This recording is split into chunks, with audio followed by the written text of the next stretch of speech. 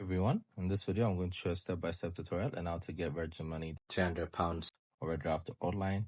So first we're going to go to our browser, then we're going to search for Virgin Money overdraft, then click on the link that's provided above.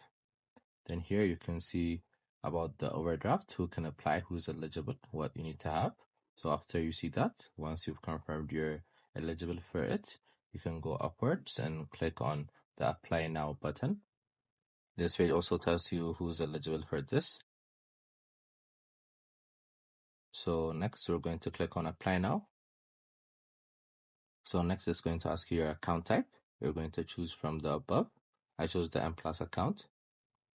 Then you can click on get a new arranged overdraft. Then here you're going to insert your personal details. So once you're done, you're going to continue. Then here you're going to insert your account number as well as your sort code. Then here you're going to write the amount you need. £300 is what we needed. We're going to click on continue. Then here is our review of our request. You can see and change if there is anything that's not right. So then you're going to click on submit. Then our overdraft is submitted. You guys can check if it's approved or not. I hope you guys liked this video. Subscribe for more, like for more, share for more. I hope to see you again. Goodbye.